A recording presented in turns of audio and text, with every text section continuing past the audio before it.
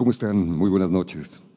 La Fundación del Pensamiento Arandense les da la bienvenida a la presentación del libro Piedra a Piedra 2, San José Obrero en Arandas, Jalisco, en el cual se explica la historia, el significado, los detalles de la construcción, los artesanos y albañiles que le dieron forma a esta joya de la arquitectura, única en la región y en el país, que es además signo de identidad de los habitantes de esa tierra.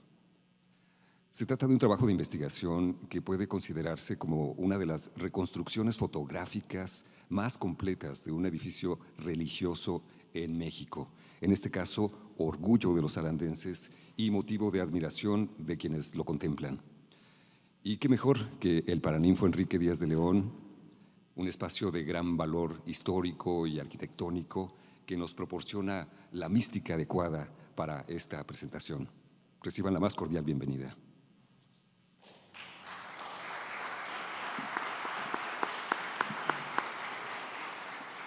Queremos agradecer a los invitados de honor que nos acompañan en esta tarde. El arquitecto Javier Guízar Zuno, quien realizó el prólogo de esta publicación. Muchísimas gracias por acompañarnos.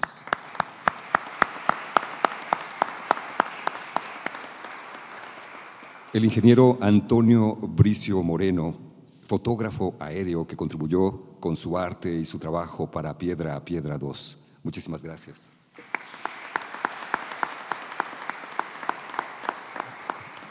Muchas gracias por la presencia de la señora Teresa Rodríguez, quien es la señora madre de uno de los autores, Pablo Muñoz. Muchas gracias, señora, por su presencia. Muy honrados. Nuestro agradecimiento también para David de Anda, quien ha sido el diseñador de este libro. Muchas gracias, David.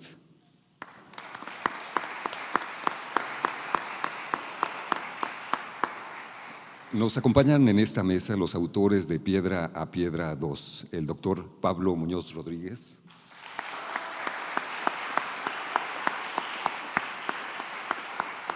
el escritor y periodista Miguel García Asensio,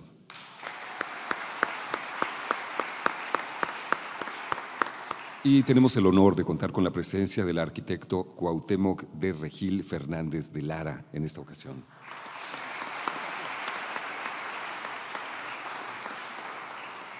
Y para dar inicio con esta actividad, vamos a escuchar al maestro Cuauhtémoc de Regil, quien es arquitecto egresado de la Universidad de Guadalajara con posgrado en Conservación Arquitectónica en el Centro Internacional para la Conservación y Restauración de Monumentos en Roma, Italia.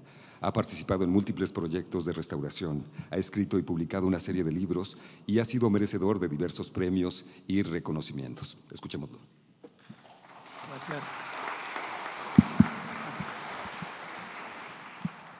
Gracias. Gracias Alonso. Muchas gracias a los autores de este maravilloso libro que, bueno, ya lo adelantó Alonso, es uno de los libros que completan una historia realmente interesante sobre la arquitectura, como pocos lo hacen en el caso de Jalisco, en donde la documentación sobre los temas de arquitectura es generalmente pobre, o por lo menos no es tan abundante como quisiéramos quienes somos amantes de este arte. Y bueno, sobre todo agradecer la invitación tan generosa de los autores a decir algunas palabras sobre este tema, y me adelanto para agradecer también doblemente al arquitecto Javier Guízar Zuno, que nos acompaña, quien fue mi maestro, y que él es el autor del prólogo del mismo libro, el cual me dio mucho gusto escuchar sus palabras ahí, leer sus palabras ahí y tenerlo presente esta noche con nosotros. El libro trata sobre un tema, la arquitectura, que en el caso del estilo, hablando de estilos, el estilo gótico, que es el antecedente del neogótico, del que es evidentemente este templo. Está concebido con un estilo, muchos le dicen impunemente gótico, aunque lo correcto es decirle gótico, debido a que normalmente el gótico no corresponde a la época en la que fue elaborado el inmueble, que es ya a inicios del siglo XX, aunque con sus orígenes en el siglo XIX.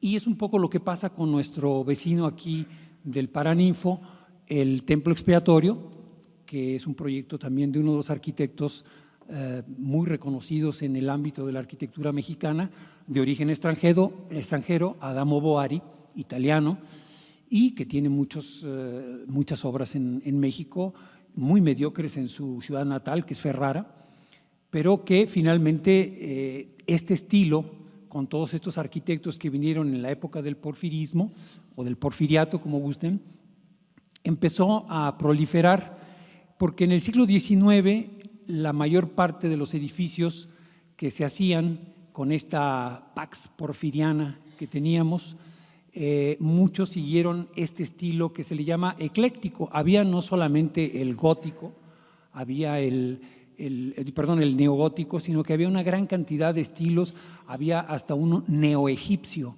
algunos arquitectos tanto en México como en otras partes del mundo hacían la arquitectura siguiendo unos principios de alguna manera retomando los estilos del pasado y recreándolos nuevamente. Pero lo más interesante del neogótico, el neogótico, es que quien básicamente inventó porque los góticos en su tiempo no sabían que así se llamaban. El nombre gótico es ya del Renacimiento, pero el señor que lo vuelve a la vida ya en el siglo XIX fue ni más ni menos que un historiador teórico de la arquitectura, también un restaurador muy cuestionado, pero finalmente un restaurador, que es Eugenio Emmanuel Viollet-le-Duc.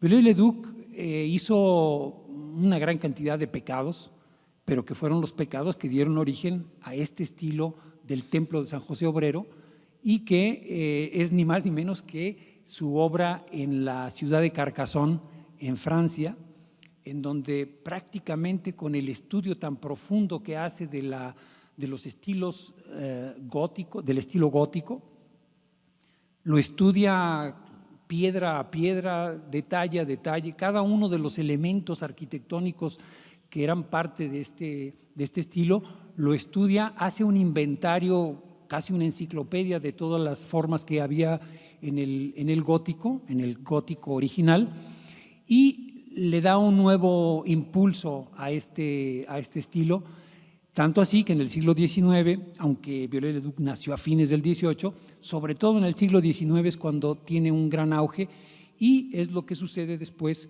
cuando llega a América y cuando es retomado por una gran cantidad de sociedades, en donde básicamente el estilo triunfa de nuevo, diríamos, con este nombre de neogótico. Es evidente pues que las catedrales y todo esto tenían una fuerza visual, una fuerza, digamos, un golpe tremendo en cada uno de los lugares en donde fueron construidas, como en Arandas, como sucede en Arandas justamente, en donde la presencia de un edificio con unas torres, con unas dimensiones monumentales, logra el mismo impacto que desde luego generaban estos edificios en la época en la que fueron construidos, desde el siglo XI, X-XI, hasta finales del siglo XVI. Entonces, el neogótico lo debemos a este señor francés, que después fue muy cuestionado, muy criticado, porque básicamente Carcassonne no existía, debemos decirle, y es uno de los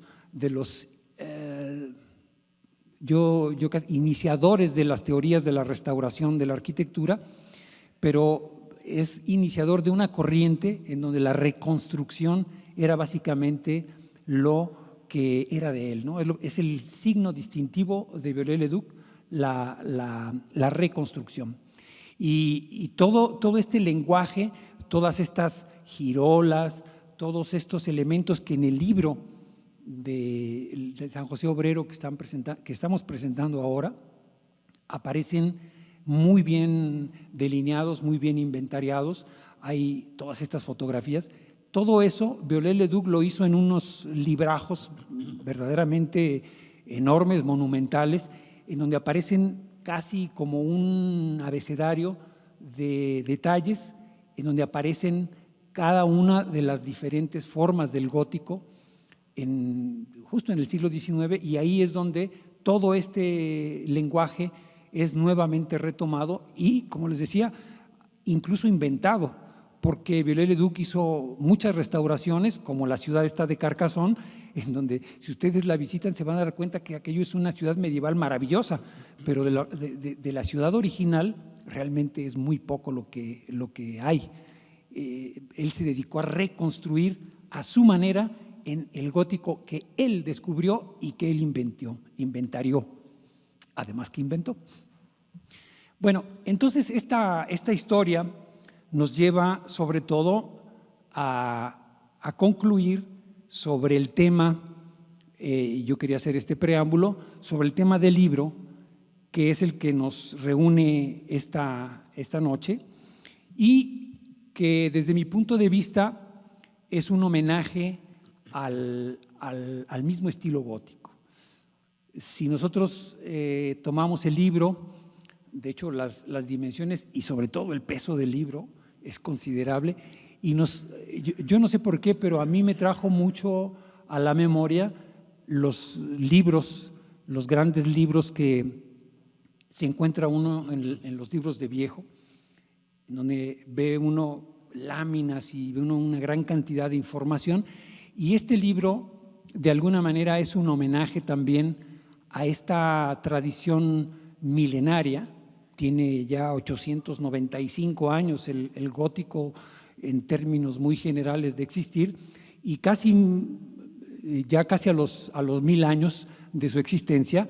Este es un neogótico también manifestado en la cultura libresca, en la cultura de los libros, en la cultura de la información, en donde se hace un recuento muy preciso, un recuento muy justo, diría yo, porque retoma mucho del espíritu del gótico, el espíritu de esas sociedades que estaban como la arandense, debo de hacer el paralelo inevitablemente, una sociedad agrícola, rural, que tiene una fe inquebrantable en ciertas ideas y que levanta un templo con estas características.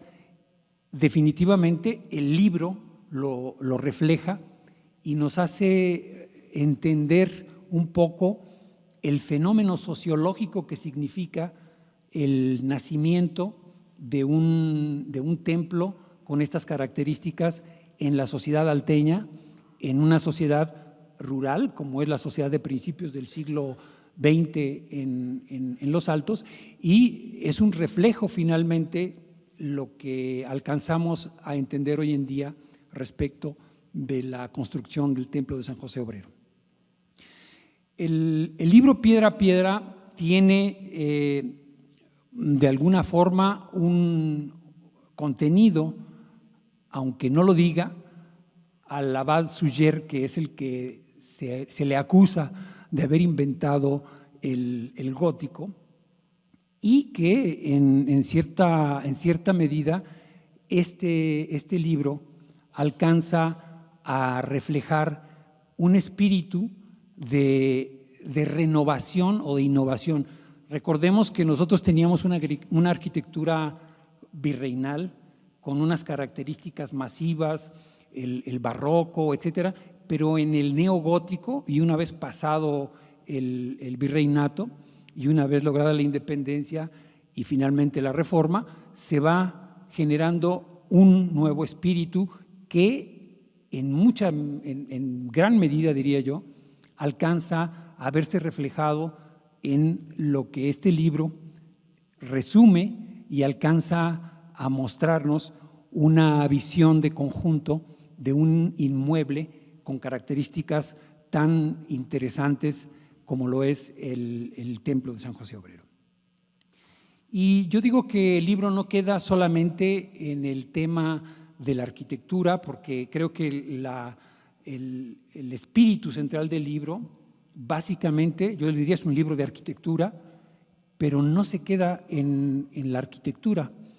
La arquitectura, como nos enseñaron en nuestra Facultad de Arquitectura en la Universidad de Guadalajara, tiene un espíritu eminentemente social, no puede estar disgregado, es decir, puede ser un gran artista, pero si no tiene una relación directa con las formas de ser de la gente, con el día a día y con el espíritu de la sociedad y no la refleja, no tiene los logros que idealmente nosotros pensamos que la arquitectura debe de tener cuando es producto de una época, de una sociedad y de unas circunstancias históricas muy concretas. Entonces, el libro, en este sentido, hace un reflejo de la sociedad rural, de aquella que ven a ser al Templo de San José Obrero, y lo más interesante es que, como decía yo, es un libro que hace un homenaje larguísimo. Yo creo que este libro debería escribirse o dejarse con puntos suspensivos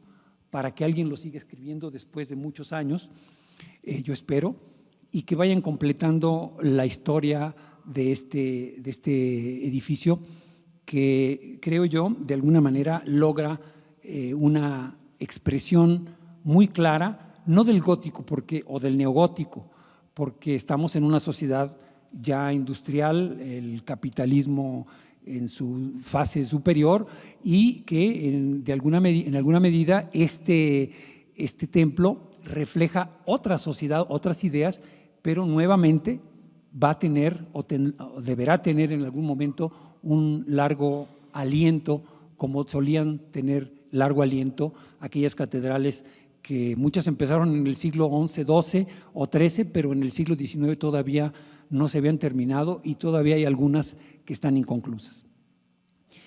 Lo interesante son estos personajes, estos protagonistas anónimos que aparecen en el libro y que aparecen muy bien reflejados porque son todos y cada uno, no solamente de los arquitectos que participaron, los arquitectos que generaron las ideas, que hicieron correcciones, que llegaron incluso a dar un zarpazo sobre el proyecto original y volverlo a replantear, como Díaz Morales, sino también sobre aquellos protagonistas de todos los días, es decir, los albañiles, los maestros de carpintería, los maestros de obra, los que son, diríamos, los capataces y la gente que está dirigiendo la parte inmediata del trabajo de construcción, los canteros, en fin, hay una gran cantidad de personajes que están claramente identificados y sobre todo por esta idea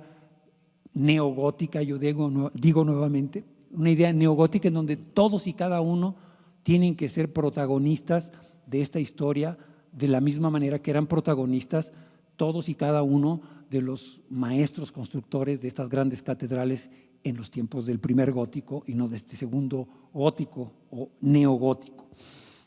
Entonces, esta sociedad rural arandense, alteña, creo que se ve ampliamente reflejada y sobre todo a mí en lo personal, con un interés sobre el desarrollo urbano y la protección de los centros históricos, me generó mucha inquietud y sobre todo mucho interés al observar las fotografías iniciales en donde aparece un Arandas muy bonito, un Arandas rural con una arquitectura armónica en donde la unidad tipológica de esa ciudad se veía claramente distinguida, claramente definida, y vemos cómo a lo largo del libro y conforme pasamos las páginas nos vamos encontrando con nuevos elementos que están apareciendo en el paisaje urbano de Arandas y que por desgracia hacen un testimonio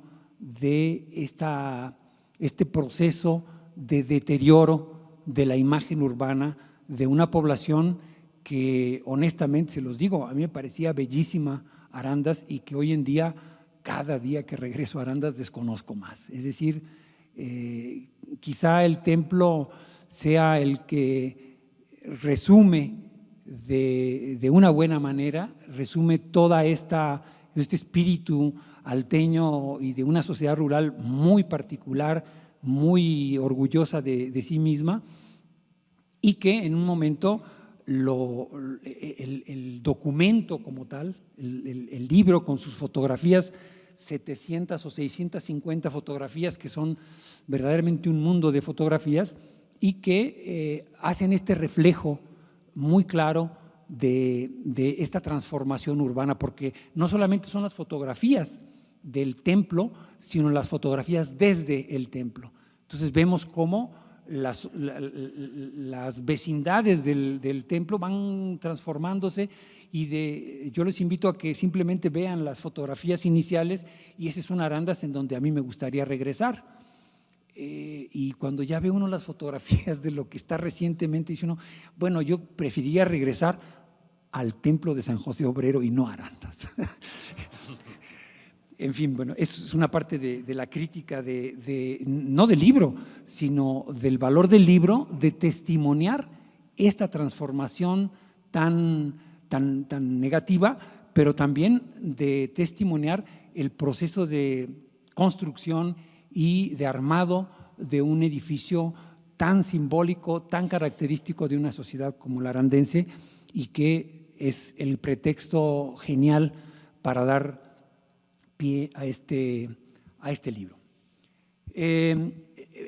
Había yo buscado tratar de resaltar los méritos del libro, pero el libro por sí mismo habla de sus propios méritos. Ustedes, quienes lo conozcan y quien lo tenga en la mano y lo vaya a ver, creo que son numerosos los méritos que contiene, además de los que he mencionado muy brevemente.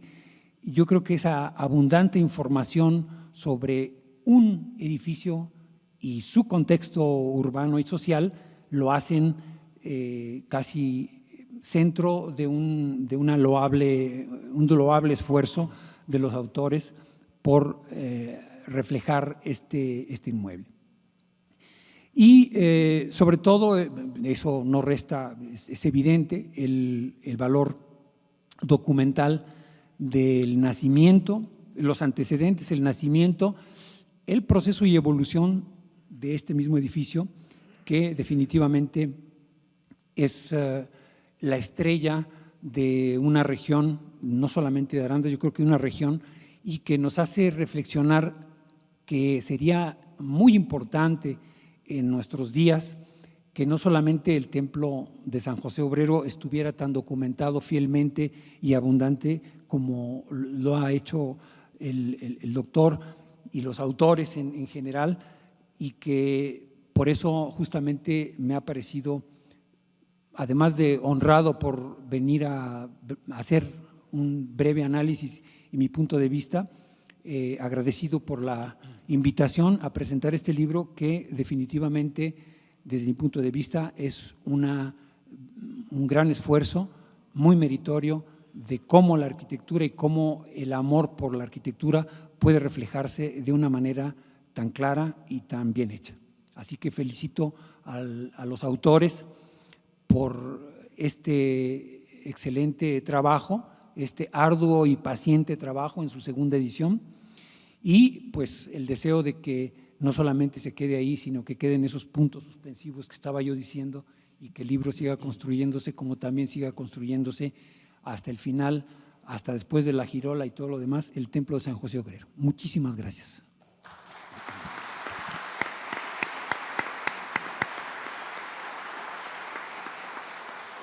Muchas gracias al arquitecto Cuauhtémoc de Regil, que nos ha dado este recorrido para comprender más acerca del panorama en torno al estilo gótico y neogótico en el cual está inserto San José Obrero, esta edificación que inspira el libro que hoy estamos presentando y que ofrece también alguna serie de elementos para el público no especializado. Estoy leyendo en este momento la contraportada del libro, donde se habla de San José Obrero como uno de los templos neogóticos más altos de una sola nave, uno que posee el rosetón más grande del país y que contiene una luminosidad extraordinaria, no común en este tipo de edificaciones. Para continuar, vamos a escuchar ahora a Miguel García Asensio, coautor de Piedra a Piedra 2. Miguel García Asensio es escritor, periodista y corrector de estilo aquí en la Universidad de Guadalajara. Entre sus publicaciones destacan 2 antologías de la colección de letras inmortales de Jalisco, uno sobre Concha Mujica y el otro sobre Raúl Navarrete. Escuchemos a Miguel García Asensio.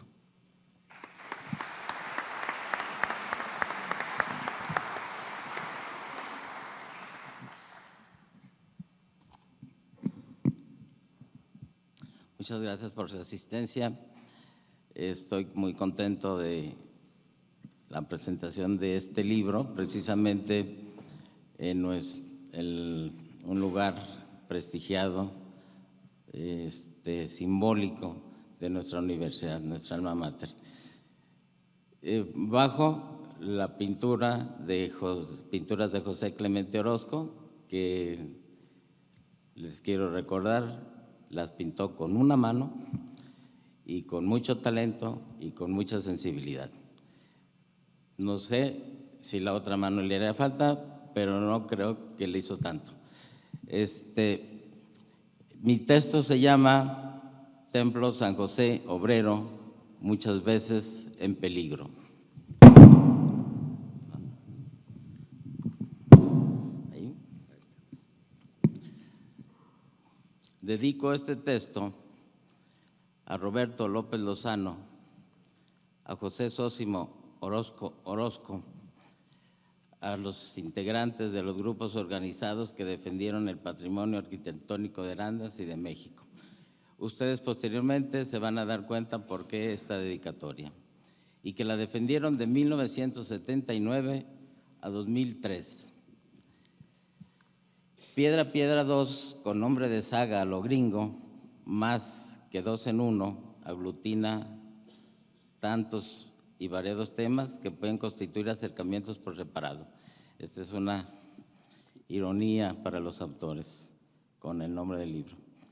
Pormenorizar los contenidos de este libro me parece pobre, por lo que me referiré a algunas experiencias vividas durante esta investigación y su escritura, porque están implicadas en la intencionalidad de Piedra a Piedra 2. Para llegar al cúmulo de datos que este libro contiene, acudimos de manera principal a diversos archivos, entre los que destacan libros de gobierno de la parroquia Santa María de Guadalupe, única hasta hace poco en Arandas, libros de obra espiritual y obra material del Templo San José Obrero de Arandas, archivo de la Arquidiócesis de Guadalajara, acervo Ignacio Díaz Morales resguardado en el ITESO, Fondo José Luis Amezcua, en comodato en la Secretaría de Cultura Jalisco. Y bueno, otros más que fueron los archivos fotográficos de Pablo Ibarra Aldana, fotógrafo alteño con premios nacionales, y el archivo del doctor Pablo Muñoz, archivo de las hermanas Hernández, etcétera, varios archivos fotográficos. Especifico un poco sobre estos archivos. Los libros de gobierno de la parroquia Santa María de Guadalupe nos ofrecieron datos de los trámites para obtener la anuencia de la Arquidiócesis de Guadalajara para edificar un templo y la colocación de la primera piedra de este a principios de 1879. B. El 20 de noviembre de 1943, la Arquidiócesis de Guadalajara ordena al presbítero Simón Velázquez Contreras, encargado de las obras de San José Obrero a partir de 1920, a realizar la apertura de 2 libros para registrar lo concerniente a este recinto. El libro denominado Obra Espiritual, que registra todo lo concerniente a lo que acontece en este recinto, misas, etcétera, etcétera, reuniones de asociaciones devocionales, etcétera. Y el libro denominado Obra Material, que como su nombre indica, hace un registro de los avances en la construcción del inmueble. A estos libros no tuvimos acceso. Los administradores argumentaron un incendio que los arrasó, pero posiblemente no existió tal incendio, porque después tuvimos indicios de que ese archivo existe. Después vimos el archivo de la Arquidiócesis de Guadalajara. Fue consultado en 2 etapas. La primera con un censor de por medio que de entrada aclaró, esto sí, esto no. Por ejemplo, la cristera, nada en los periodos de la cristera. Estos aspectos, nada también. Y de hecho, algunas de las cosas que me permitieron ver y que les dicen vuelva dentro de 15 días y ya le vamos a tener sus copias fotostáticas, pues en ese momento no estaban, ¿no? Por ejemplo, situaciones como que un sacerdote pretendió cambiarle la planta arquitectónica al Templo Santa María de Guadalupe. El cura en ese momento se opuso y de manera muy bien, pero allí estaban, a mí me interesaban esos documentos para otras situaciones, eso no estaba. Y así otras cosas, por ejemplo, el cura de ese momento ya era muy grande, 80 y tantos años, ya 80 y tantos, y había una cosa de color muy interesante ahí, que su ama de llaves de ese sacerdote, del párroco, pues era la que estaba saliendo a dar las órdenes, o sea, el ama de casa era la párroca. Entonces resulta ser que la población, sobre todo la más pobre, estaba muy molesta y en una ocasión pues la tomaron a cebollazos y a jitomatazos en el mercado y bueno, ahí estaba el documento diciendo que a la señora que se llamaba Eloísa Álvarez pues la habían agarrado jitomatazos y daban firmas de que querían que ya se fuera. Todas esas cosas no nos las proporcionaron. Bueno, con esa censura digo pues, ¿cómo nos enfrentamos a ese archivo? El material de esa consulta fue pobre, en suma es de muy poca información y poca trascendencia para el desarrollo del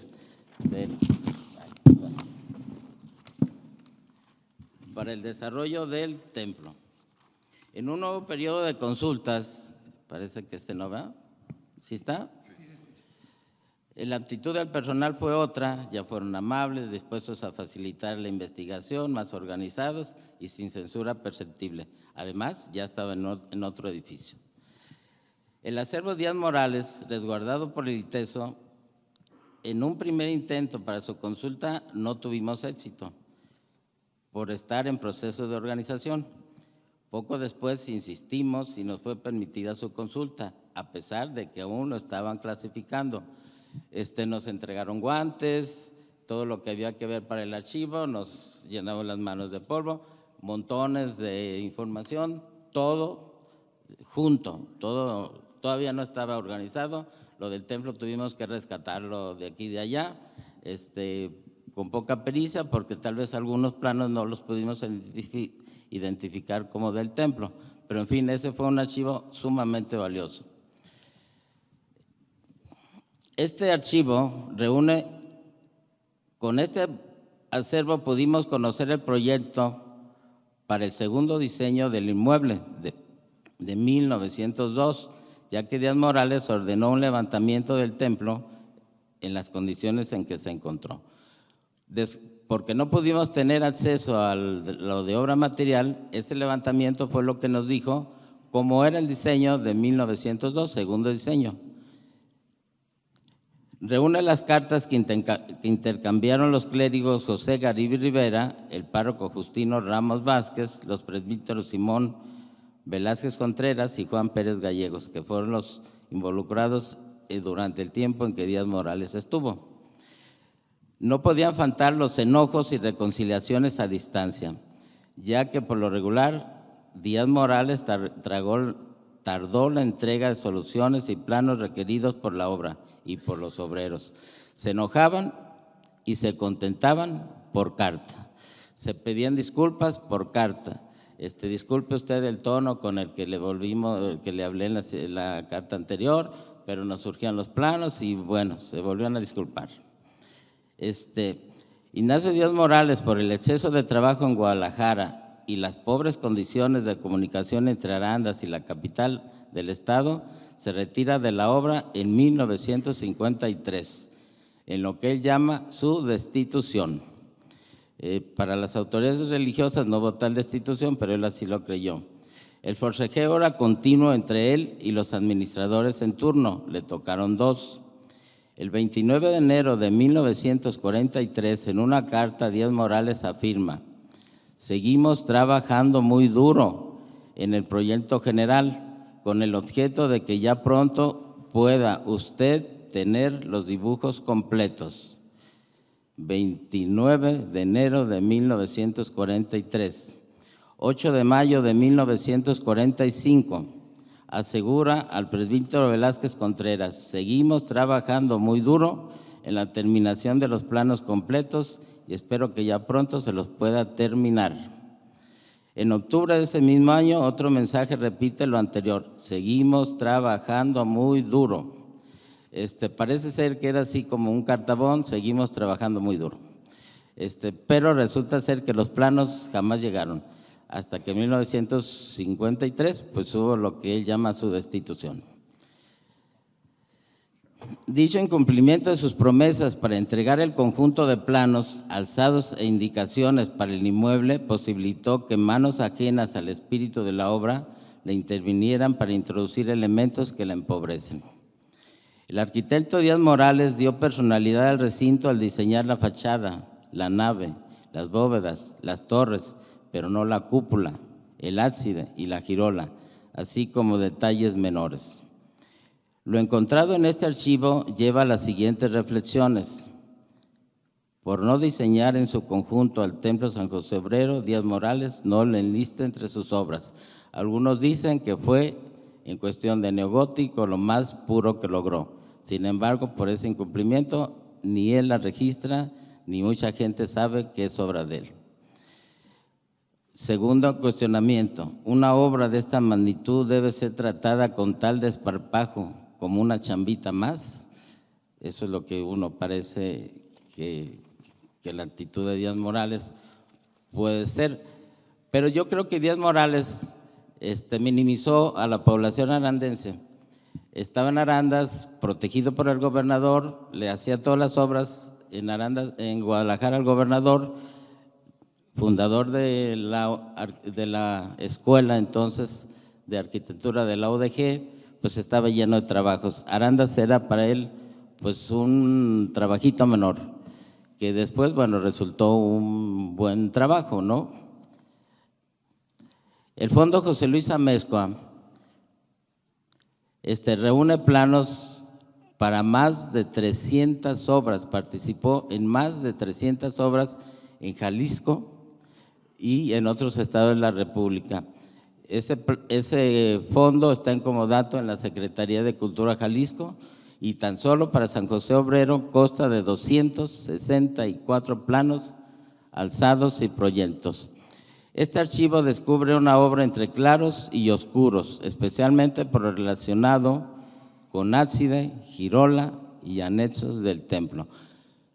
Para muchas personas posiblemente la palabra ábside, girola no dice mucho. Al final posiblemente nos queda otra idea mayor de lo que significa para el templo ábside y girola. El templo presentó fallas, tiene claros y oscuros. Aquí están los claros de Amezcua. El templo presentó fallas en la cimentación general del inmueble, por lo que hubo un momento en que éstas hicieron crisis a inicios de los 70. Para remediar la fragilidad del recinto, Amezcua dio una solidez a la columnata de sostén de la cúpula. Las 4 grandes pilares para sostener la cúpula estaban frágiles, había que darle sostén fuerte. Recimentó los muros en general de todo el templo. El área del rosetón circundó enormes material de concreto para que el rosetón no se viniera abajo. Perfiló y salvó las torres que estaban comprimiendo sobre los muros de la fachada. Lo conflictivo de esta solución indispensable consistió en la instalación de un esqueleto mediante la integración de un sistema de pilares perdidos de concreto y dalas a todo lo largo de la fachada. La fachada está en peligro, el templo está en peligro, hay que poner grandes cimientos y por lo tanto esos grandes cimientos necesitan contrafuertes para poder sostener eso, y después vamos a tener que remediar de alguna manera y vamos a solucionar con otra portada lo que antes era sencillo, porque ya necesitamos pues disimular lo que allí está, era necesario eso.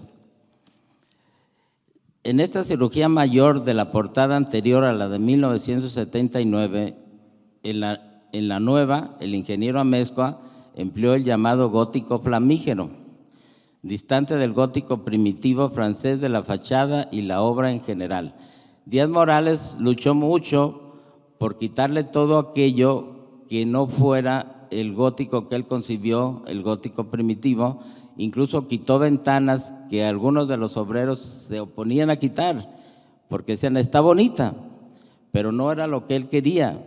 Entonces las quitó y ahora con el nuevo pórtico aparecen de nuevo exactamente lo que Díaz Morales había quitado. La remodelación del frente no tuvo como límites la portada, sino que buscó dar nueva imagen a los 15 metros que hay hasta la primera cornisa, ya que en la parte superior colocó 9 nichos flamígeros de más de 1 metro de altura. Ahora vienen los oscuros de este ingeniero Amezcua. La forma de solucionar las fallas de la portada llevan a suponer que el ingeniero Amezcua no se adentró en las intenciones del arquitecto Díaz Morales en cuanto al gótico primitivo que eligió. 2. Postura fácil al copiar elementos usados por Díaz Morales en el expiatorio. O sea, se trasladaron las ventanas que había ya en el expiatorio para ponerlas en San José. Las había hecho Díaz Morales. ¿Quién dice que no las puedas poner ahí? 3. Incluso colocó ventanas similares a las que el arquitecto Díaz Morales persistió en quitar. Algunos de los supuestos anteriores pueden entrar en el ámbito de la subjetividad, pero no así la siguiente conclusión: no respetó la fisonomía del inmueble ni a como tal. O sea, no se adentró lo suficientemente en la misma. El ingeniero Amezcua entregaba planos casi de hoy a 8 días, ya están. El arquitecto Díaz Morales se tardó tanto que no los entregó. Entonces, quiere decir que el ingeniero Amezcua a lo mejor hizo de manera precipitada un estudio del edificio y no lo estudió a fondo. Eso es y yo, bueno, quiero suponer, y lo más objetivo que encuentro en este momento es suponer que mínimamente no respetó al edificio.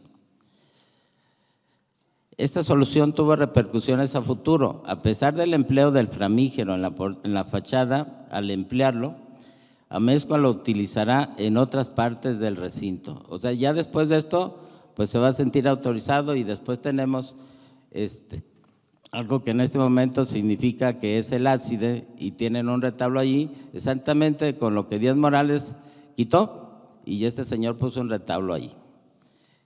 Y vamos al caso Girola, que es un caso que, bueno, tiene muchas cuestiones de tipo técnico, pero al final a lo mejor entendemos el asunto. El aspecto más conflictivo de la actuación del ingeniero Amezcua en archivos es lo relacionado con el ábside y la girola del templo.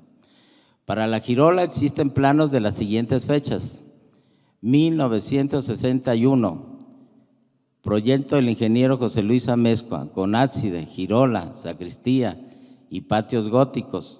Consideró el estilo general del templo, gótico primitivo. Tendría una planta subterránea, criptas, cajones de estacionamiento, bodega y sala de juntas. 1978. En este año el ingeniero Amezcua elabora proyecto para el espacio de la girola. Suprime la sacristía y patios góticos, sustituyéndolos por un salón de juntas, patio escolar, casa para el sacerdote, administrador en turno, dormitorios para adoradores y un estacionamiento cubierto. Después van a entender esto un poco mejor, porque cuando veamos el final van a ver que donde hoy es la girola y que ya está en construcción, quería casas. El administrador se lo dijo y quería casas en 2 pisos. 1979, proyecto para convertir el espacio de La Girola en una escuela catequística.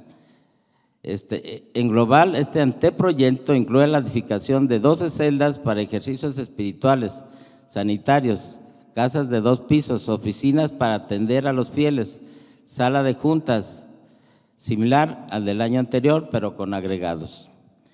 Este mismo administrador, en 1981, ordenó modificar el proyecto referido a los anexos, el que ejecutó en contra de la voluntad de la población. En eso sí, se salió con la suya. Con respecto al espacio de La Girola, por la oposición presentada por grupos organizados, este administrador no pudo ejecutar sus intenciones. Por eso dedico este texto a todas aquellas organizaciones que estuvieron para defender este patrimonio. 1989, proyecto de retablo en el ábside provisional, estrategia para dar la impresión de un templo concluido. Ya tenemos un retablo al frente, tiene la función de ábside, el templo se terminó. Aquí cerramos y unos tiempecito después viene el obispo y dice, lo consagro, se terminó, chirin, chin, chin. 1990, proyecto con la intención de utilizar dicho espacio para otros usos, parecido a los anteriores, fuerte oposición de grupos organizados. La diferencia con el anterior es que recalcó que se usaría en los grandes vitrales de los grandes campanales para iluminar sus nuevas casitas. 1992, plano para integrar La Girola al templo, pero sin unirla al recinto. Ahora sí, ya son planos más serios para salvar La Girola. 93, proyecto de Girola jardinada, pues con jardines hacia el sur del inmueble, con elementos similares a los anteriores. 1995, 2 planos, uno del 16 de octubre y otro del 18 de noviembre. Vean la rapidez con que este señor trabajaba. 16 de octubre, 18 de noviembre, 2 planos para unir La Girola al resto del inmueble y para dejarla sin integración al mismo, pero con ingresos. 2001, ahora la estrategia rebasó los límites legales. El administrador ordenó planos para anexos en el lado sur, apoyados en los muros y los contrafuertes. Ahora sí ya estaba cometiendo un delito. El señor ya estaba atacando un patrimonio porque endosó, juntó a los contrafuertes y a los muros su nuevo proyecto. Dañó los contrafuertes, dañó los muros. Todavía está ahí en este momento, lo pueden ir a retratar. Pero eso fue muy benéfico para el edificio, los ejecutó en parte. De nuevo el rechazo de la población. En esta ocasión la defensa de La Girola fue más efectiva. Demanda ante el juez tercero de distrito en materia administrativa, Tribunal de lo Administrativo, además de otras instancias oficiales. Demanda oficial que estos grupos ganaron, porque enseguida constantemente le estaban diciendo a los señores administradores, tiene que demoler esto. Y uno de ellos dijo, vengan el día domingo a las 12 del día y me las demuelen. Este ligero análisis de proyectos y contraproyectos para un mismo espacio provoca algunas interrogantes. ¿Debe un profesional diseñar conforme a las peticiones de los administradores de un inmueble cuando estos son custodios y no propietarios de un patrimonio colectivo? Porque el señor hizo planos como se lo pedían. ¿Es moralmente aceptable un vaivén de proyectos y contraproyectos que alteran de forma radical la vocación de un edificio o segmento de este? ¿Hasta dónde es legítima la explotación económica de una profesión sin atender a factores como patrimonio arquitectónico, cultural y de entorno? Este es el cuestionamiento que hago. Muchas gracias por su atención y vean ustedes un videíto que se va a transmitir con relación al espacio de La Girola. ¿Sí? Gracias.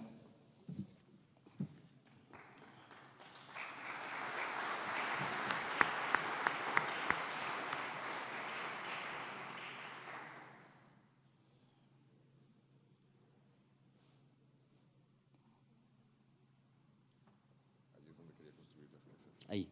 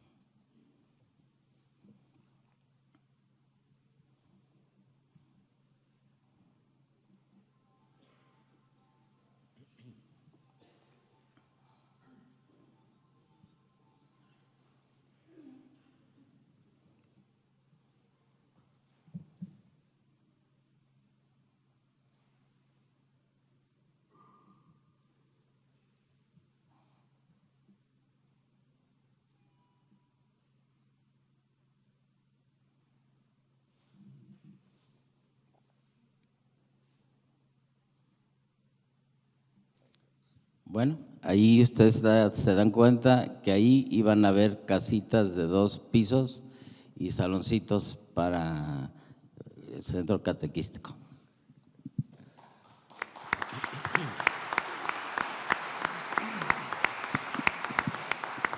Muchas gracias a Miguel García Asensio. A veces cuando consultas o lees un libro, no te das cuenta de lo que los autores tuvieron que pasar para realizar una publicación como esta. Y bueno, estas anécdotas que nos comparte Miguel nos ayudan a entender también el contexto que vivieron los autores y fundamentalmente el papel que la sociedad civil, que la ciudadanía ha jugado en la defensa de este inmueble histórico que, como ya hemos dicho, es identidad de los arandenses. Y para continuar vamos a escuchar ahora las palabras del doctor Pablo Muñoz. El doctor Pablo Muñoz es médico de profesión con especialidad en oftalmología. Ha publicado 3 libros sobre temas médicos de su especialidad. Comenzó a tomar fotografías para el periódico Antorcha, una publicación arandense de los años 80. Es autor del libro Piedra a Piedra, editado por la Universidad de Guadalajara hace 3 décadas. Es impulsor y presidente de la Fundación del Pensamiento Arandense, una asociación sin fines de lucro que promueve el bienestar integral de la población, promueve la salud, el arte, la ciencia y la cultura como herramientas para el crecimiento humano. Queda con ustedes el doctor Pablo Muñoz. Buenas noches, muchas gracias. Hoy es un día feliz. Estoy rodeado de puros seres queridos. Estoy en un recinto maravilloso y presentando la obra de 30 años de recopilación de materiales. Estoy con Miguel, con Adolfo, con Manuel, con José Guadalupe Ramírez, que tanto nos ha apoyado para todo esto. David de Anda, que le batalló mucho, más de 6 años diseñando y luego rediseñábamos el libro porque aparecían nuevos planos, aparecían nuevas fotografías, la girola crecía más, entonces no podíamos parar el libro porque la girola seguía creciendo. En fin, es un día de fiesta. Gracias por estar aquí. Vamos a hacer un pequeño resumen de lo que es el templo. Nos vamos a enfocar especialmente en lo que ha sido la aportación de Díaz Morales. No me obedece el control. ¿Hacia dónde habrá que dirigirlo? ¿Hacia allá? Ah, ya. Ok, bueno. Este libro pues no es nada más de Miguel y mío. Ahí están.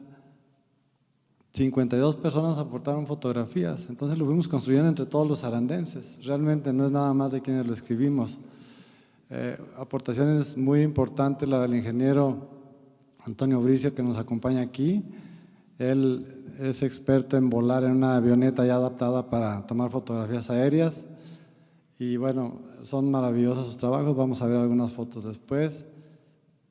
Y también Moisés Degollado, que estuvo yendo 3 años a fotografiar el templo de día, de noche, de madrugada, al salir el sol, al amanecer, etc. El templo, al paso de los tiempos, ha sido conocido y empieza a ser ya valorado y reconocido por las instancias oficiales, y queremos que también sea reconocido y conocido por el pueblo. Ya se le considera monumento de valor artístico, y eso le da una categoría especial, y la primera es que las autoridades nacionales volteen a verlo y sepan que existe.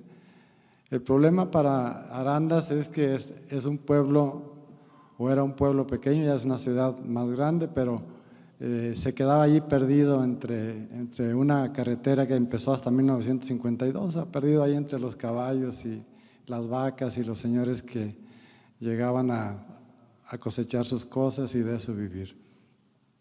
Pero ¿qué distingue el templo? ¿Por qué pensamos que debe promocionarse más? ¿Por qué pensamos que debe conocerse? ¿Por qué pensamos y queremos que se haga famoso? Bueno, uno, porque es el templo neogótico de una nave más alto del mundo de lo que hemos podido investigar. Casi todos los templos, incluyendo el expiatorio que está allí a la derecha abajo, tienen 3 naves y esas naves les permiten apoyo para crecer más altos. Sin embargo, el templo aún es mayor que la catedral y que este templo expiatorio de Guadalajara. Característica sobresaliente es su iluminación. De todos los templos que he recorrido, es el templo de mejor iluminación natural. Es el templo en el que se puede estar todo el día con él sin tener que poner una sola luz y tener actividades y todo. Eso no se ve en ningún otro lado. Y bueno, pues vean ustedes esa maravilla, todas esas ventanas superiores que le puso Díaz Morales y la extraña decisión impensable de poner unas ventanas doraditas que le dan al interior un baño de oro cada tarde. Eso fue por falta de dinero, o sea, no había dinero para hacer vitrales, entonces le pusieron en mientras estos vidrios doraditos y la verdad es que ya no queremos que los quiten. ¿O sí, Miguel? Los dejen o los quiten. No, es que pueden poner vitrales, ¿eh? El domingo a mediodía.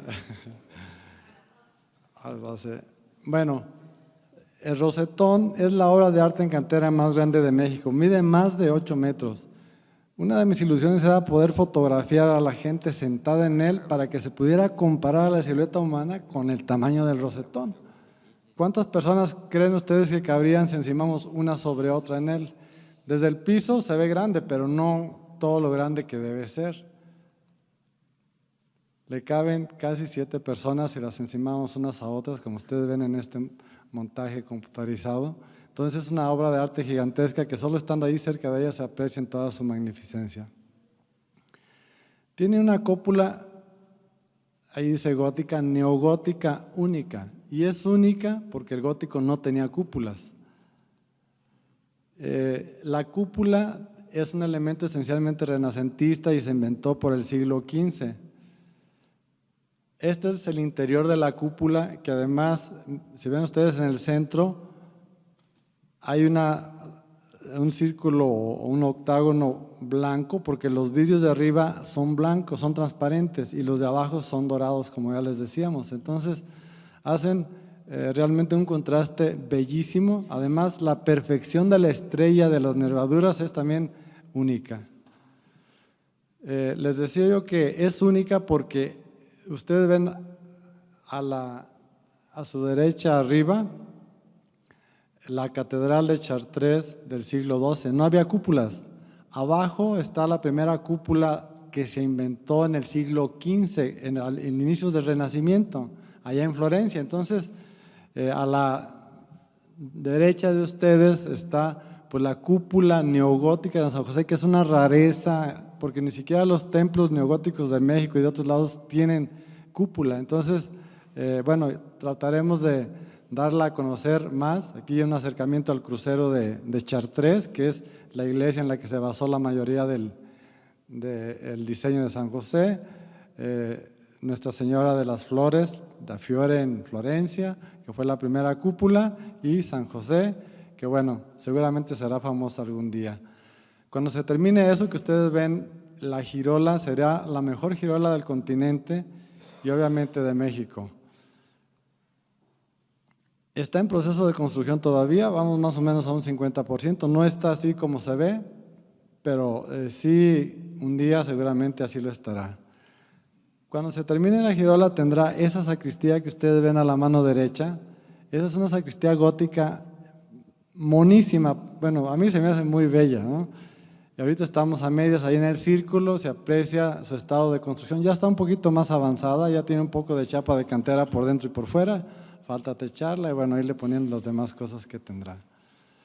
El séptimo rasgo sobresaliente de San José es que tenemos la campana más grande de México, y esta campana sí que ha sido una fiesta, pero va a seguir siendo fiesta. Otros, no sé, ¿cuántos años durará la campana ya a la intemperie? Quizás no esté muy bien que esté a la intemperie, pero bueno, la campana ha subido al templo, ha bajado del templo, ha estado en el piso, ahora está en un campanil.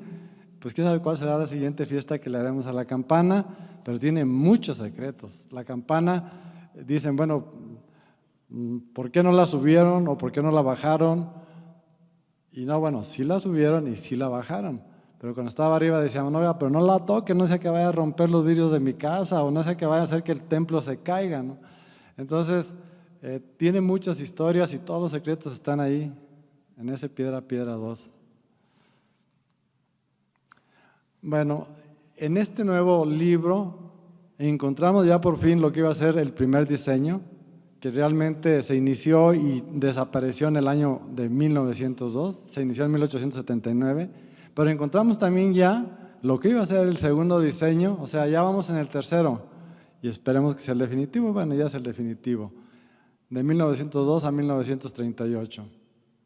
Esto es lo que iba a ser el templo, una iglesia con algunos rasgos góticos, una cúpula no gótica, y una iglesia bastante baja en su tamaño. Esta una iglesia de 3 portadas que no corresponde a la iglesia de una sola nave, pero nos llegó la buena suerte.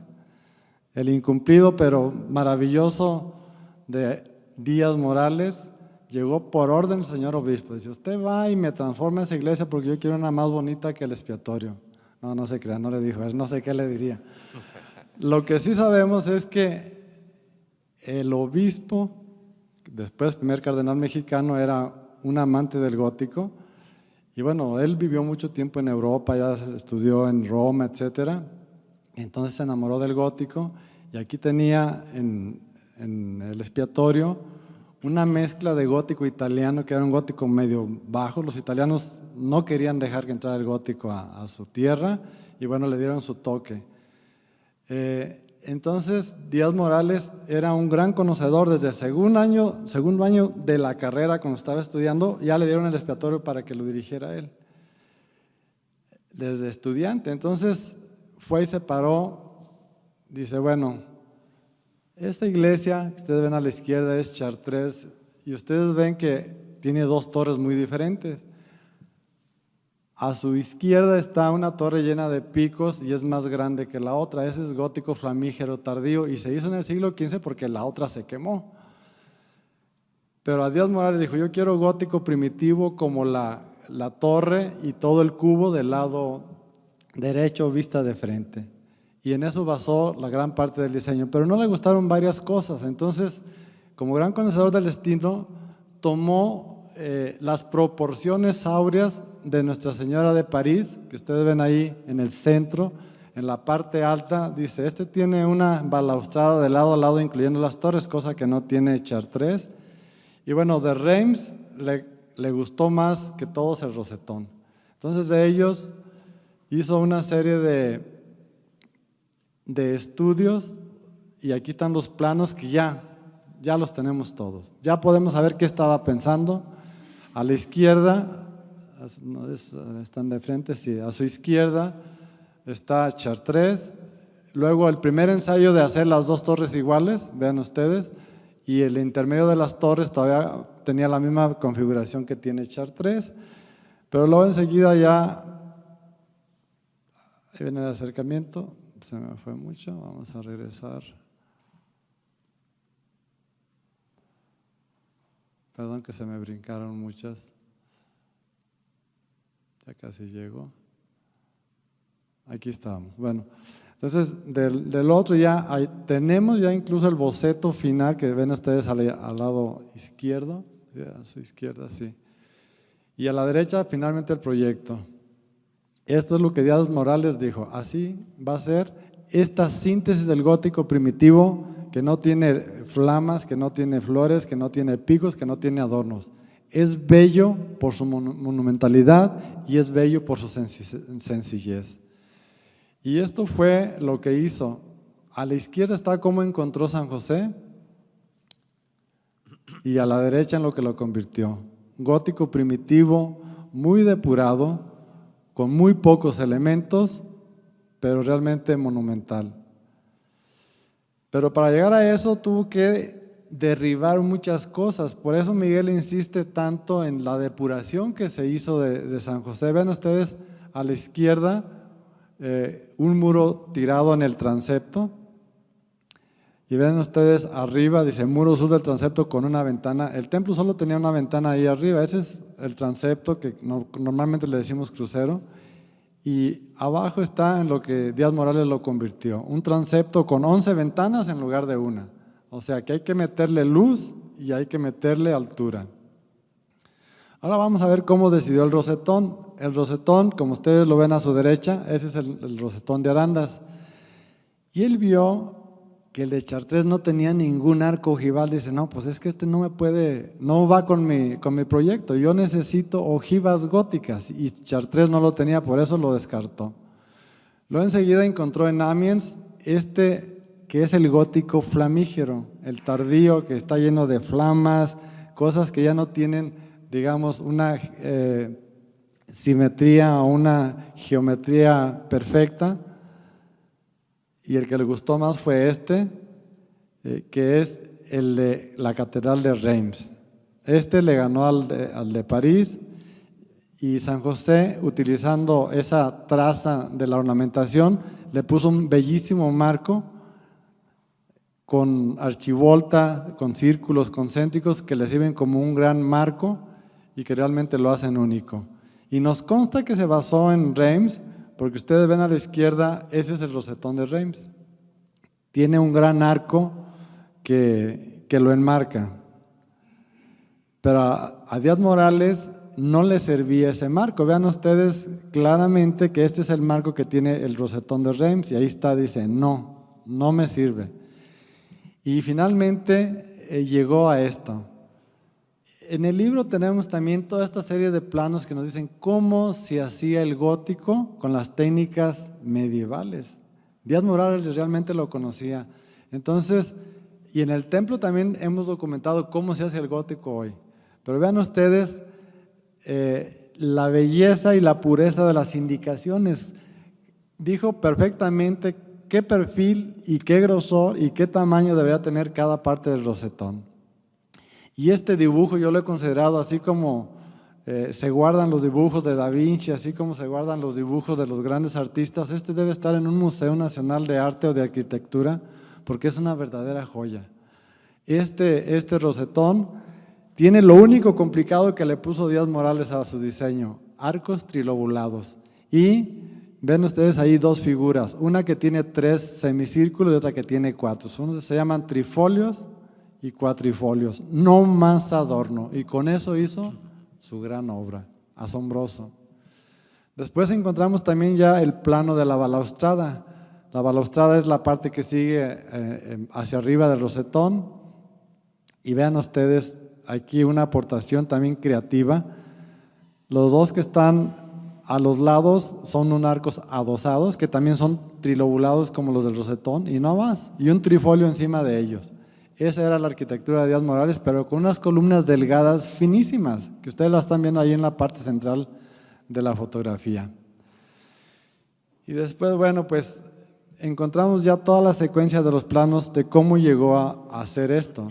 Aquí tenemos a la izquierda un templo como iba a ser, más bajo, pero él decide ponerle 2 filas de ventanas y con eso le dio más altura y lo hizo más luminoso.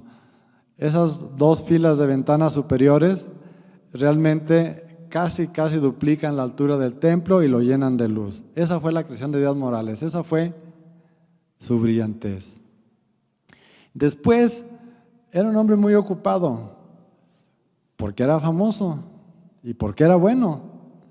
Entonces tuvimos la suerte que, aunque a cuentagotas, vean ustedes el dibujo. Bueno, a la izquierda está su boceto de cómo transformar el templo. Al centro está el dibujo que dio para hacer cada uno de los módulos. Y a la derecha, una fotografía del ingeniero Bricio de cómo queda cada módulo. Es increíble cómo de ese dibujo tan simple se llegó a la belleza de la realidad hecha templo que ustedes ven a la derecha. Solo un verdadero genio podría, con tan pocas indicaciones, crear una joya así. Pero además el libro tiene fotografías del mismo arquitecto. Seguramente estas fotos caben en cualquier museo de arte del país y realmente el libro se engalana con ellas, tener a Díaz Morales fotografiando su templo desde todos los ángulos y en los tiempos en que lo visitaba. Después viene cómo se hacen las bóvedas góticas. Y este es el plano donde ustedes ven todas las indicaciones, pero a la derecha, bueno, ahí están todas las indicaciones, a la derecha estaba cómo hacer las cimbras para que los arcos fueran perfectos, porque era pura madera. Entonces hizo los cálculos matemáticos. Uno piensa, dice, pues hay un arco de 18 grados y se acabó. No, él les dijo cómo fabricarlas porque tenía un profundísimo conocimiento del gótico y de cómo eran las técnicas que usaban en el medievo para hacer gótico. Una suerte que llegara y nos dejara esta herencia.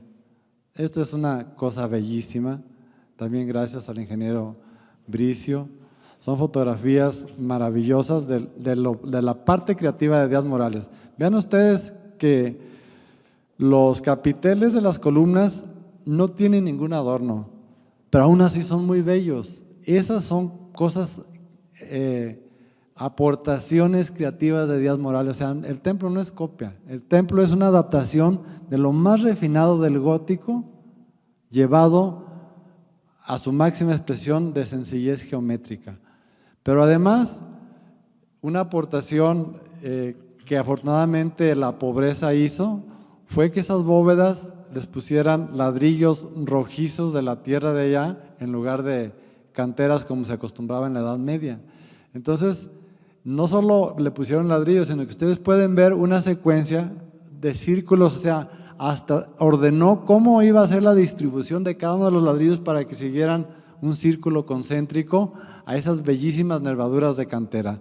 Las nervaduras de cantera, esas que ustedes ven ahí, son la esencia de la construcción gótica, la que permitió crecer muy alto y la que permitió ventanas muy luminosas.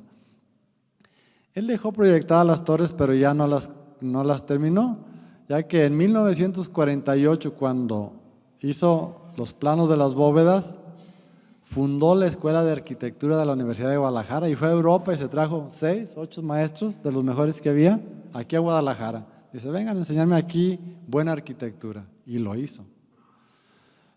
¿Cierto, arquitecto Wizard?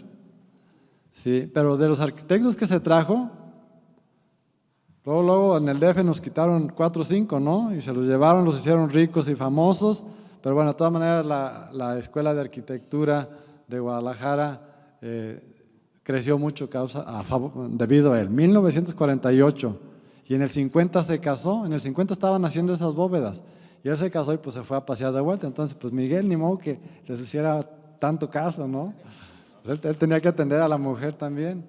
Bueno, estas son las torres, de las que ahí están muy detalladas en el libro, no vamos a entrar en muchos detalles de ellas, pero sí esta maravillosa colección de fotos del orgullo arandense, el orgullo de Arandas por su templo, donde chicos, medianos y grandes se retrataban.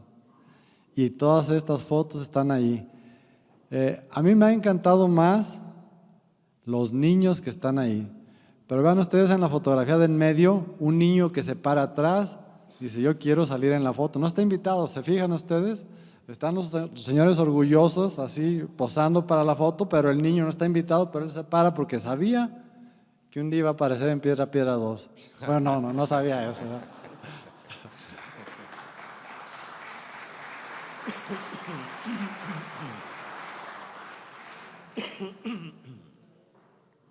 Son bellísimas. Estas señoras se subieron arriba al techo de su casa. ¿Se acuerdan las señoras que venden bolis ahí por la calle Hernández? Ellas son. Y la niña que todavía vive, ¿no? ¿Bolis? ¿Todavía venden bolis en Arandas? Ya no hacen bolis. Bueno, pues y agradecerle al ingeniero Bricio que nos llevara a volar 2 veces en Arandas. Una en 1999 cuando se acababa el siglo y nos dio estas maravillosas fotografías. Aquí se ve el templo y la parroquia, más una serie de casas rarísimas ya, todas de bóveda y todas con impermeabilizante rojo. Antes todas eran de teja, aunque fuera de teja roja, pero bueno, ya cambió, ni modo, arquitecto. Ese ya es otro pueblo. En 15 años se hizo otro pueblo, para bien o para mal. Y bueno, esta maravillosa foto del templo con su entorno cercano, sus 2 plazas. Y finalmente otra de las aportaciones del nuevo libro que ya trae nomenclatura muy clara para que todo el mundo entienda todas estas palabras tan raras y que hemos estado mencionando durante esta presentación y aparecen en el libro, pero así son. Arandas es el pueblo que más términos góticos seguramente conoce, porque ya hasta saben que es una girola, ¿no? Bueno, vamos a hacer, esto sí es un resumen de 1.5 minutos de todos los planos. Así los van a ver. La perfección de la creación de Díaz Morales hecha en líneas y que aparece en este video. Sí.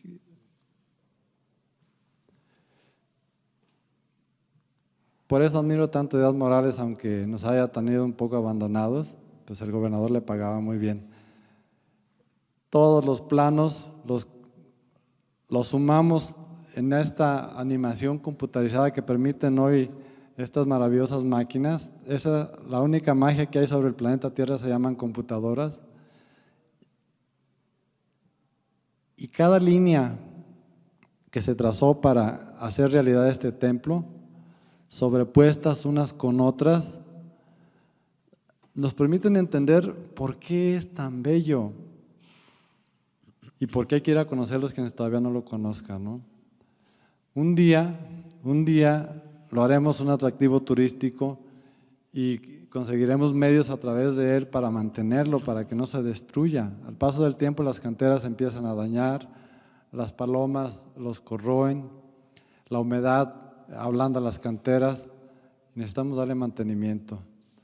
El arquitecto Cuauhtémoc, que estuvo con nosotros en Arandas hace unos días, y bueno, nos dio varias ideas de cómo podríamos hacer realidad un paseo por arriba de todas esas líneas virtuosas que nos dejó Díaz Morales, y bueno, también el ingeniero José Luis Amezcua. Eso es la suma de 30 años de investigación entre fotos y planos que nos generan pues una obra de arte así grandototota, prácticamente hecha a mano, y que es una rareza en todo el territorio nacional y también quizás para Latinoamérica. Pues después de esta conjunción de planos, hicimos una historia constructiva, y aquí en unos minutos ustedes van a ver hacer y deshacer, construir y destruir o demoler cosas para perfeccionarlas y hacer lo que nosotros consideramos una joya del neogótico, que empieza aquí, en el segundo diseño, porque el primero pues fue todo demolido completamente. Hasta ahí llega 1902, 1938. Aquí está resumida en unos cuantos segundos. Así lo encontró Díaz Morales. Pero luego llega y lo transforma. Vean lo que hace la fachada. No, dice, aquí, ¿por qué 3 puertas si tiene solamente una nave? Quiero esa fachada. Entonces me quitan la otra y me ponen esta. Y le hicieron caso. Por fortuna le hicieron caso. Después viene los muros, dice, más alto, más luminoso. Entonces, donde había una ventana, él ponía 4 o 5. Y empezó a construir esos grandes arcos que delimitan a cada una de las bóvedas, que se llaman arcos fajones, y puso el triforio, que es la fila de ventanas chiquitas, y el claristorio, que es la fila de ventanas más altas. Dibujó una y con esa hicieron ya todo el templo. Y con esa tiene una uniformidad y una belleza que enamora a todos los que la ven, incluyendo los arandenses, ahora que ya saben que el templo vale más de lo que ellos pensaban. Pero vean ustedes en la misma animación cómo vamos de un lado hacia otro. Y aquí viene el tiempo en que él se casó. Y bueno, pues ahí nos enseñó cómo hacer una bóveda. Y dice, hagan las demás, ya saben cómo. Tiempo récord. Esos arandenses cuando quieren, pueden. Y aquí las colonias de arandenses en León y en México aportaron mucho dinero y no se puede creer, en 2 años te echaron toda la nave del templo. Hicieron esas maravillosas bóvedas que les mostrábamos hace ratito. Luego viene la construcción de la balaustrada, que es la parte alta del templo, y la remodelación del crucero del transepto, como les mostraba yo en las fotos. Y después, la transformación también, ya cuando llega el padre Pérez, la transformación, quitar la bóveda que estaba y poner otra nueva. Tampoco les gustó, otra igual como dijo Díaz Morales. Esa fue la otra tarea del padre Pérez y José Luis Amezcua cuando tomaron la obra, ya que había muerto el padre Simón Velázquez, techar el crucero y dejaron ahí un hueco. El hueco que taparon con unas láminas donde iba a ir la cúpula algún día. Y esto que es la construcción maravillosa de las torres. ¿Pueden creer? 2 años para hacer una torre, la primera torre. Puros récords en ese templo. Después que terminaron la primera torre, le pusieron la ornamentación al rosetón. Y así, igual que en Europa, lo pusieron en el piso y después lo fueron subiendo poco a poquito ya armado. Viene la segunda torre y otro récord. 2 años. Un señor dijo, yo les pago toda la cantera, pero hagan esa torre. 70,000 pesotes costó. Yo le digo al señor cura que le doy el doble por la torre y no me la quiere vender.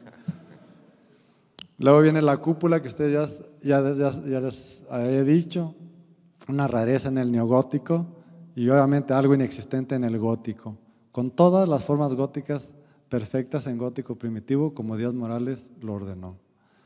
Después viene la girola, que ha sido el lugar y la razón de mucho trabajo por parte de la sociedad civil de Arandas en defensa del templo para que el templo no se quedara sin girola. Sin embargo, teníamos el problema de las fallas que ya Miguel mencionó muy bien y se tenían que resolver. Después viene, finalmente, 2008, un nuevo obispo en la diócesis de San Juan de los Lagos, un nuevo cura en Arandas y la indicación casi divina de que la girola sí se termine como debe ser. Y no solo dijeron, hágase la girola, sino que se decidió ponerle esa nueva sacristía gótica que ustedes veían en las primeras transparencias. Y aquí está lo que es el sueño de las nuevas generaciones de Arandas y de arandenses, la girola. Hasta ahí estaba planeada, pero el señor cura dice, pues yo necesito una sacristía, ¿no? Ah, bueno, señor cura, le hacemos una sacristía. Dice, bueno, necesito unas capillas también para confesionarios y todo eso, y otra para reliquias. Ah, bueno, pues le hacemos otras 2 capillas a cada lado. ¿Está bien así? Sí, está bien así. Ah, bueno, pues de acuerdo todos. Y así está como debe ser, como debe llegar a ser un día la girola. Todavía nos faltan todas esas capillas que están viendo que se construyen, todavía no existen. Estamos hasta ahí. Bueno, habrá que remodelar su entorno y habrá que seguir ayudando para que la obra se concluya como estaba previsto. ¿Cuándo se terminará la girola? Pues no sabemos cuándo se terminará la girola, pero un día habrá de terminarse. Gracias, muchas gracias.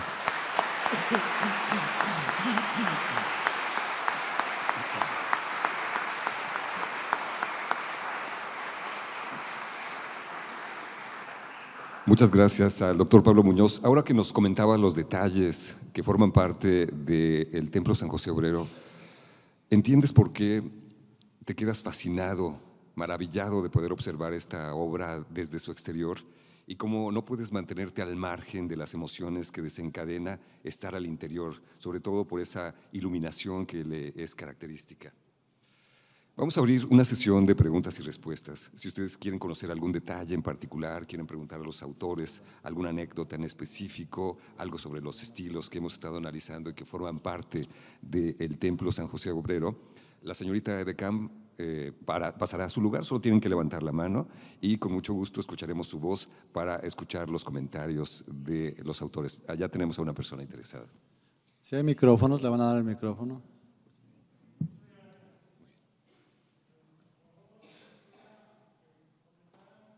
Lo que en su momento ha opinado el Vaticano o el Opus Dei sobre esta obra, su trascendencia, su significado y pues por qué no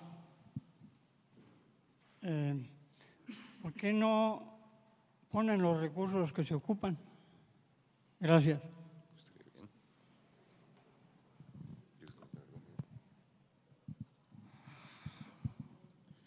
Bueno, parte de la pregunta, pues no la podemos resolver. ¿Por qué no hay los recursos suficientes? El Estado cada vez dedica menos a la salud, a la educación, a la seguridad, a las cuestiones básicas del pueblo mexicano, y pues un templo no es tan prioritario para el Estado. Entonces, bueno, hay poco presupuesto para todos, pues también tenemos poco presupuesto para ello, supongo. No sé si quedó resuelta. ¿Alguna otra pregunta que quieran formular? Por favor, levanten la mano y la señorita Edecam pasará a su lugar. Con mucho gusto para escucharlos. Bueno, más que pregunta, una sugerencia. Ahorita que estaba viendo el video del templo que están haciendo, los diferentes planos que montaron, ¿por qué no han hecho recuerdos como en cristal de tercera dimensión para las gentes que van a Arandas, para como con el libro haberlo también publicado así? Porque se ve muy bonita la imagen de los planos y yo tengo cristal de una iglesia de Rusia en tercera dimensión con todas sus cúpulas así. Me gusta cómo se ve el templo, cómo lo proyectaron y que si fuera bueno que hicieran así como recuerdos, un souvenir de Arandas para todos los que van a visitarlo y para los habitantes de ahí. Una forma también de que se hagan de recursos para la culminación del templo. Sí, es muy buena idea. Todavía no se ha hecho, hace falta un verdadero equipo de promoción del templo para tener pues más ingresos y ayudarle al mismo a sobrevivir. Muchas gracias por su sugerencia. Tenemos espacio para una pregunta más, si alguien está interesado. Por acá la señorita Edecam. Tenemos personas interesadas de este lado. Acá, muy bien. Ahí va el micrófono.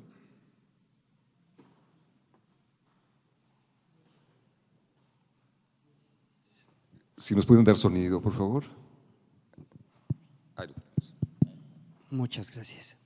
Escuchando a Cuauhtémoc de Regil pensaba cuando menciona el espíritu del templo y pienso en este carácter gótico donde construir el templo es un reto al que está invitado desde el rey hasta la persona más humilde y que la construcción misma del templo, como la del libro, tiene esta suma que es la construcción de nuestra ciudad, a imagen y semejanza de nuestro espíritu.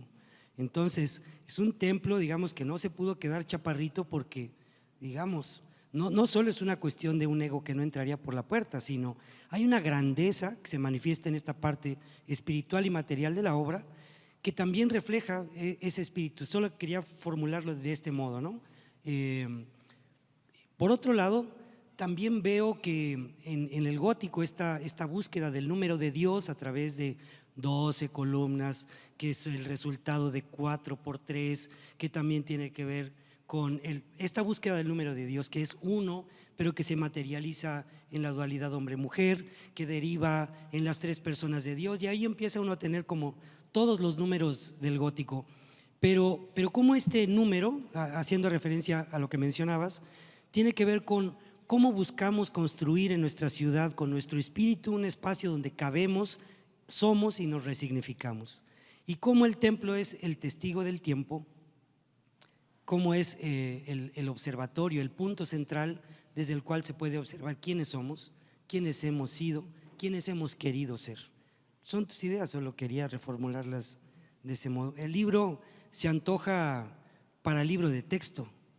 Ojalá, digamos, esto fueran nuestros libros de texto que pusieran a la mano un conocimiento tan vasto, tan generoso de parte de todos los autores, de todos los colaboradores, como igual es el de cada albañil que arrimó una piedra, una varilla, una rayita o un algo para que hoy el templo sea lo que puede ser.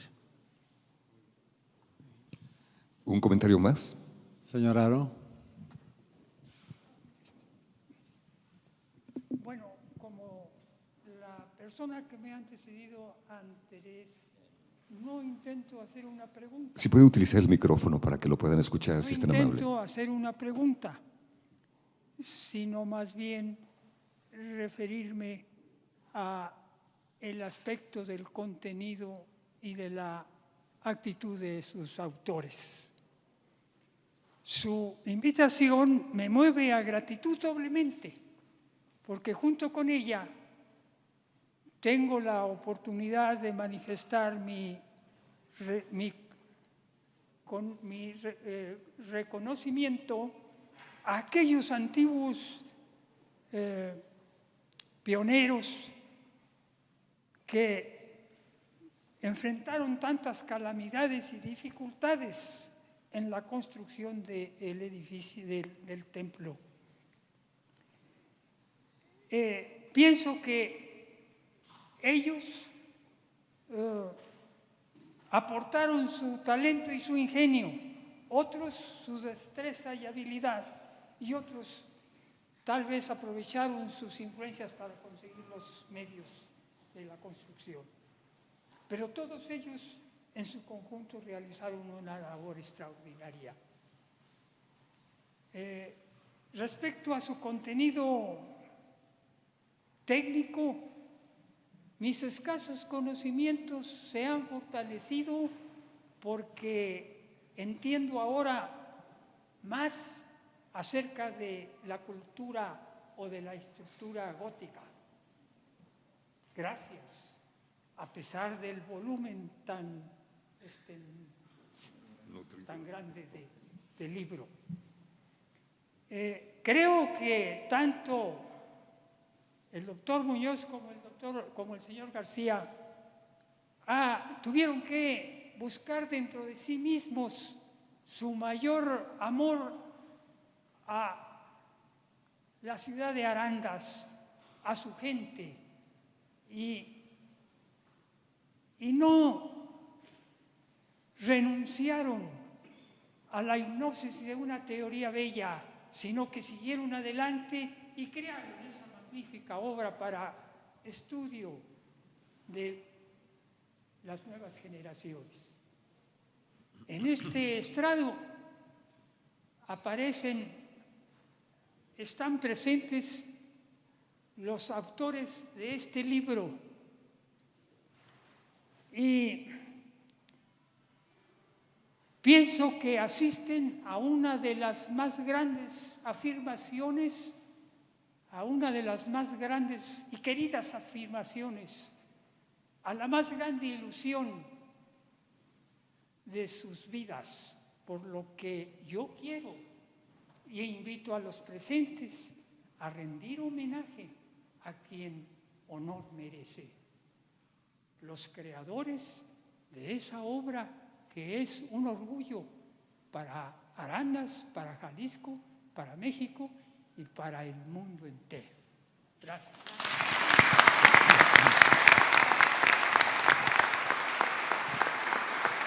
Muchas gracias por esta reflexión. Y como decía Pablo al principio, este es un día alegre, así que para celebrarlo queremos invitarlos para compartir un cóctel que hemos preparado para esta ocasión tan especial, mientras podemos apreciar una serie de planos y fotografías del Templo San José Obrero en Arandas, Jalisco. No sé si nos quieres platicar un poquito, Pablo, de lo que vamos a poder encontrar en estos documentos. Bueno, rápidamente están planos, una muestra nada más de los planos esenciales del templo. tal cual, copias reales de los planos, y tenemos renders, que son las fotografías o los dibujos computarizados, donde ya se hace como en vivo o vivo lo que va a ser el templo o lo que fue el templo en algunas de sus etapas, en una exposición pequeña porque el espacio es pequeño, pero traemos la esencia y vamos a compartirla porque creo que también el Paraninfo nos pide que en poco tiempo lo abandonemos. Muchísimas gracias a todos y pasemos a brindar, bien lo vale. Muchísimas gracias, muy buenas noches. Muchas gracias. Muchas gracias.